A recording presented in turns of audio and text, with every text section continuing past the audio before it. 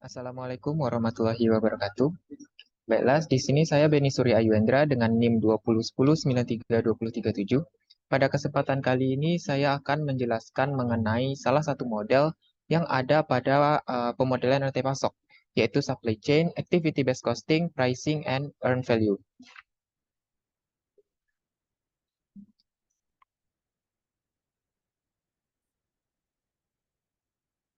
Baiklah, untuk pendahuluan dari pemodelan ini, di mana pada era globalisasi pasar dan persaingan perusahaan untuk meningkatkan kualitas produk, itu telah mendorong beberapa perusahaan untuk meningkatkan efisiensi dari rantai pasok mereka.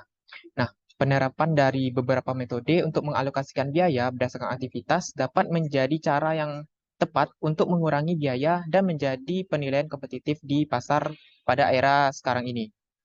Nah, dengan menggunakan biaya, keinginan pelanggan untuk membayar dan nilai yang diperoleh, maka perusahaan-perusahaan dapat melakukan penetapan harga.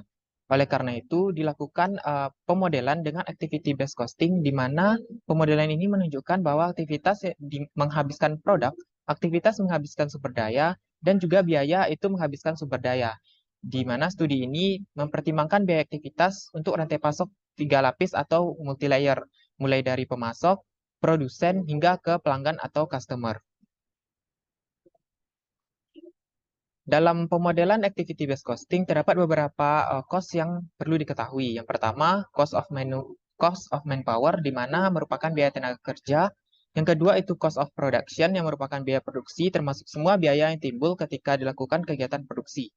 Yang ketiga, cost of maintaining products, di mana ini merupakan biaya dilakukannya perawatan dari proses produksi. Yang keempat, cost of transportation, yang merupakan biaya yang berkaitan dengan bagian produksi hingga ke customer, atau disebut juga sebagai biaya transportasi. Nah, pada pemodelan activity based costing ini juga dikenal dengan ada istilah earn value, di mana untuk mencari earn value, perusahaan harus menetapkan chain value dari pemodelan, di mana chain value ini dapat dihitung dengan cara mengurangi earn value dengan activity cost.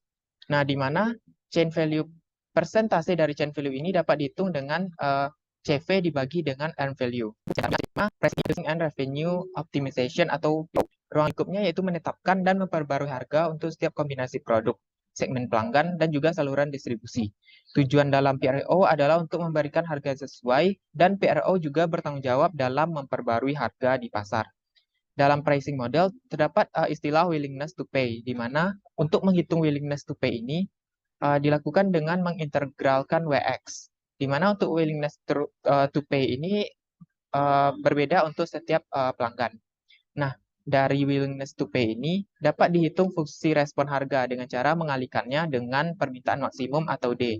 Oleh karena itu, dengan mengasumsikan willingness to pay merupakan distribusi uniform, permintaan dianggap linear sehingga fungsi permintaan menjadi D dikurang M kali P, atau permintaan maksimum dikurang dengan gradien dikali dengan harga. Selanjutnya untuk cost dari supply chain berdasarkan activity based costing itu dapat dihitung dengan pemodelan matematika seperti yang terlihat pada layar, di mana cost of supply chain-nya merupakan penjumlahan dari biaya inventory, biaya tenaga kerja, biaya produksi, biaya pemeliharaan, dan juga biaya transportasi. Berikut contoh pengaplikasian dari model ini terdapat pada artikel dengan judul penyusunan strategi rantai pasok komoditas sayur menggunakan analisis struktur biaya logistik, di mana telah diketahui 5 jenis biaya di artikel tersebut.